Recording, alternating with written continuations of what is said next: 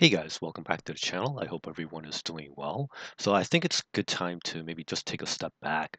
Like the markets are doing fairly well, I would say. The first quarter is over.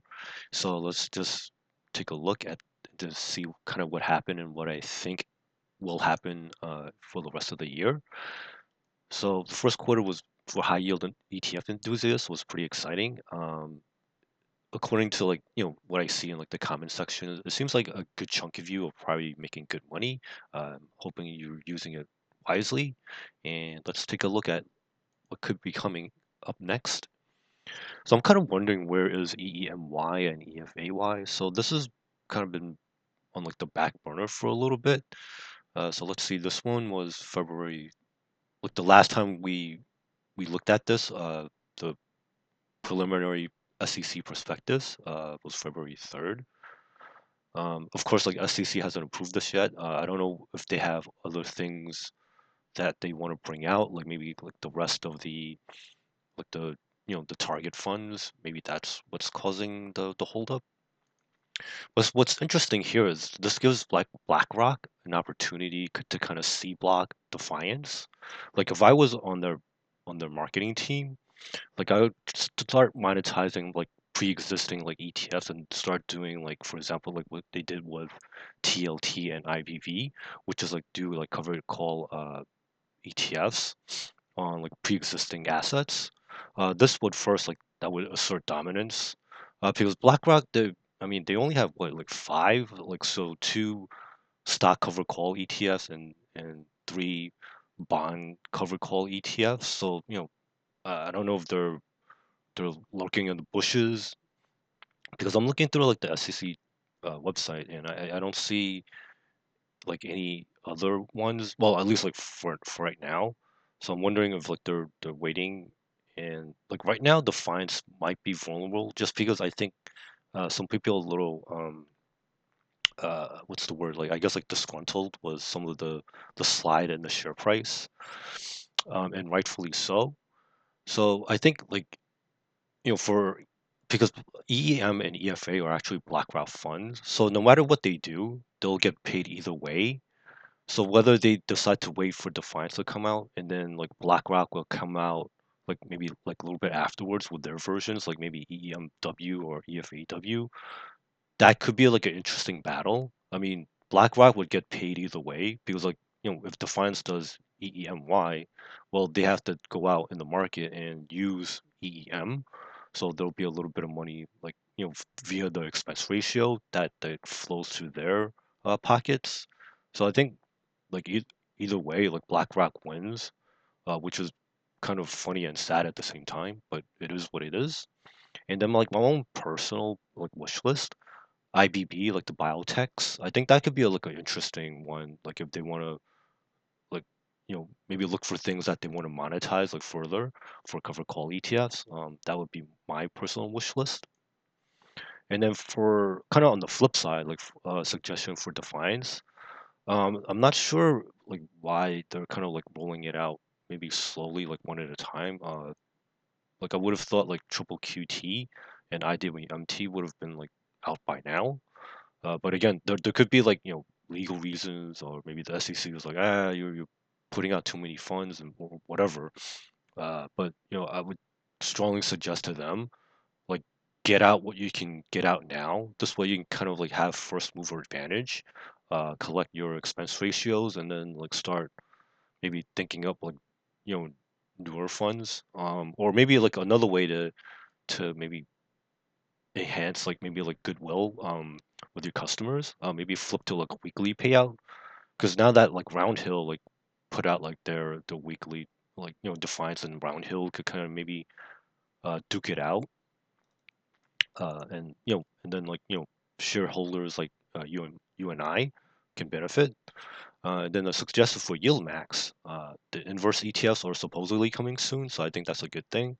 I think that'll help preserve like the overall like their like share of the market, because like I think people are really like antsy about like I guess like alleged NAV erosion, uh, and I have my own personal thoughts on that, but I'll get to that later. I would also consider ditching some of the dead weight, because like not only does it kind of enhance like your overall portfolio, but then also like for something like YMAX, like once you get rid of some of the dead weight like underperformers, that like YMAX could kind of like improve as well.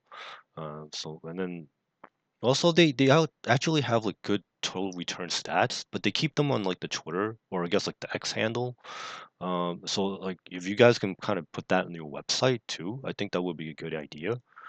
Because a lot of like these total return bros insist like they're kind of like, well, the total return isn't that good, and but it depends on the fund. So I think if you market that yourselves, even if there's like internal, like, I guess like cannibalization of other yield max funds, you want people to kind of go into like the good stuff, and then like maybe then they can kind of eventually diversify themselves. But that's just like my suggestion, and nobody is really caring. And then for Rex shares, I think this is a pretty good one. But I wonder if they'll wind up being like a one or like a two-hit wonder. So I think they have like AIPI in the pipeline, but there's probably like too much correlation between FEPI and AIPI. So I'm hoping they'll, like, I guess whatever the new stock market narrative will be, like maybe they can come out with like other funds. Because they've been holding up like fairly well, well at least for FEPI. But then I just for like general like a warning, watch out for like high yield tourists. Unfortunately, it's just gonna be like a fact of life. Once people like see like good returns in other funds, people are just gonna pile in without like regard to like their own personal safety or like the safety of like the um, other ETF shareholders. And Roundtails was quite a pleasant surprise. This could be like an interesting dark horse, because I think if they can kind of kick off like a weekly payout battle, I think that could be good because since like SoFi had like their version of like the weekly, and like they also had like a bond weekly fund too, but unfortunately those were liquidated recently, so they kind of have like a very interesting potential strategy here. So, but I'm wondering if they have anything else in the pipeline. So again, like this, it's the same thing with this funds, like the XDTE and QDTE. You still have to watch out for high yield tourists. And then pro shares, I'm a little surprised. Like they've been kind of like doing a really slow rollout. It's been like 3 months between iSpot and IQQQ. Even though like I think they're like a good like high yield tourist repellent. I'm kind of surprised that like more people haven't caught on. But I wonder if like I think I mentioned in the past that maybe people are unsure about using like total return swaps, even though the counterparty is Goldman Sachs. But anyway, I guess that's just my own opinion. Because I wonder if like they're also kind of like a silent assassin because they're interesting. Like they don't put out like their preliminary prospectus like that far out in advance. They when they go for something, they really just like go for it on like one round. So it's kind of interesting. At least for like the high yield option ETFs. Because I haven't really paid attention too much to like the other offerings, but that's just something to maybe note for the future. And I'm really disappointed in Direccion. I remember like back like around like the 2008, 2009, like the crisis, like Direccion and Pro Shares, I mean, they were really like duking it out for like leverage funds. But I'm wondering if they were kind of relying on that a little too much, because like they have like these levered cover call ETFs on like their versions of JEP-E and JEP-Q, and I'm a little iffy about that. But again, that could be my own opinion. Maybe they did like the market research and it just says like people want to be degenerates, so maybe that's what like they're going for in the market. But I guess if there's a market for that, then good for them. But I'm probably gonna stay away. And then Global X is kind of interesting. They're kind of like kind of in the background, like lurking. look in the darkness. So I think they'll wind up being like the ultimate like cockroach like survivor. The funds like they're not like that exciting, but maybe I guess that could be a good thing for some people. People don't want like the flashy like getting over touristed and things like that.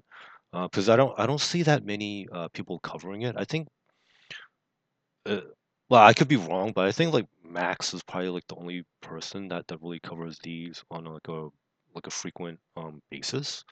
So good for him. You know, I mean he covers a lot of stuff and he does it in a very like frequent manner too. So I'm glad there's people like him in the space.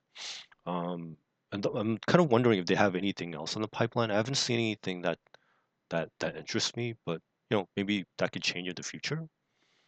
And then of course like the themes ETFs. I mean, wow. I mean they're very aggressive, but I haven't seen like any like a newer updated version of the prospectus. So I'm hoping that they're hard at work getting like the final touches. Because I guess like in theory it should be like around April when we should hear like from this like a SEC approval. Uh, in my eyes, like this could be like the spiritual successor to Global X. I'm really interested to see how like their expense ratio will fare in the marketplace, and of course, like the more important thing is like the actual performance of the ETFs. And of course, I think they will eventually get over touristed too. Um, but if people can save money on like the expense ratio, I think that could be a good thing.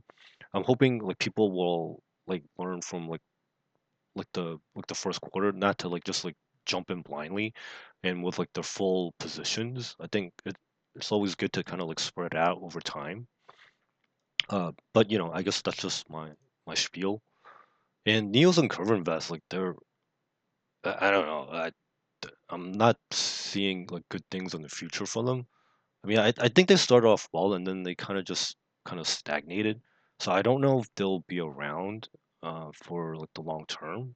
But I could be wrong. Maybe they'll work on some stuff and um, because like the more competitors there are, the less chance that any one ETF like fund company will kind of like I guess like monopolize this space. I would rather have like more companies and like fighting with like different products. So I think that could be good for the space. But anyway, I think like overall, for high yield enthusiasts, I think we should come out ahead as a whole. But unfortunately, there will be innocent bystanders and ETF civilians. There'll be casualties along the way. And of course, like don't be surprised when ETFs get liquidated.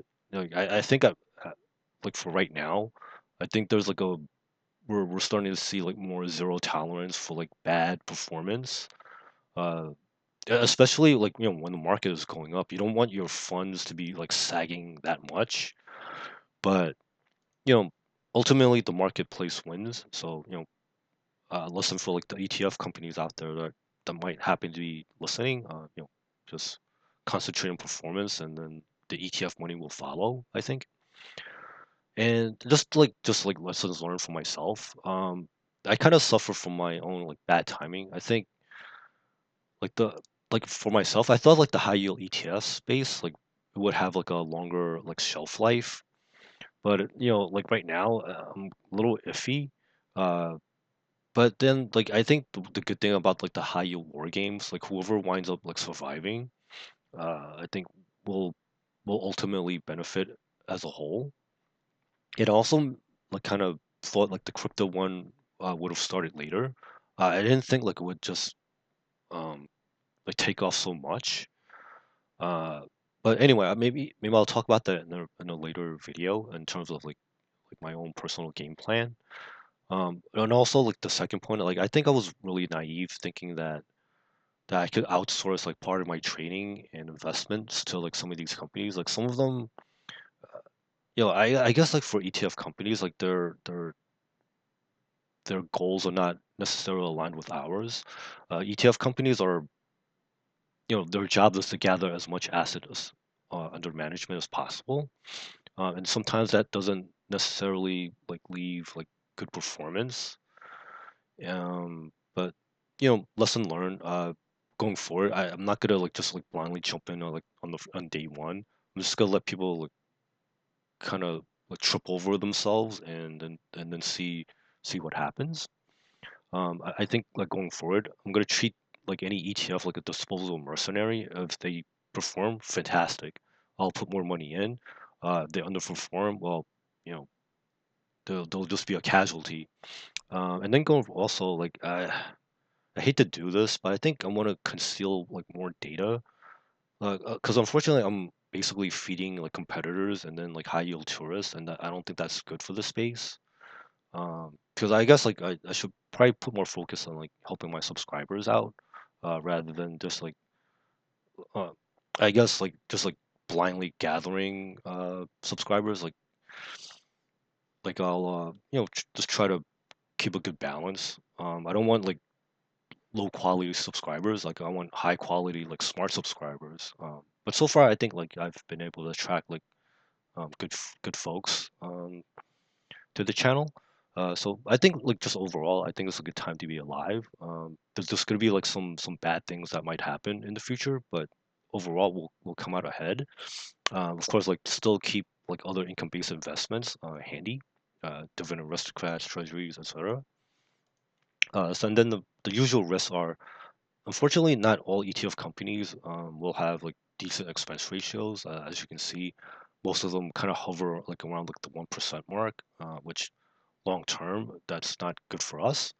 And of course, like we don't have any control over the option strike selection, but we can like probably play around with our own like trading and kind of like balance things out ourselves. Uh, as you can see, implied volatility is kind of on the skimpier side now, but hopefully, like maybe towards the summer, we'll see like some action. Of course, like as you can see, like a lot of these ETFs are kind of like uh, slowly stair stepping down, so that's not good. Of course, like yields won't be consistent month to month, and of course, like try to stay humble and try to stay nimble. Things can definitely change very quickly here. And then if you can subscribe, that will be greatly appreciated. Super thanks are also greatly appreciated. And I also just wanted to thank this kind viewer for I guess like kind of like indirectly sponsoring like the Defiance like dashboard the other day. So thank you for watching. I hope people make some good money out there. Please stay safe, and I'll see you in the next video. Bye now.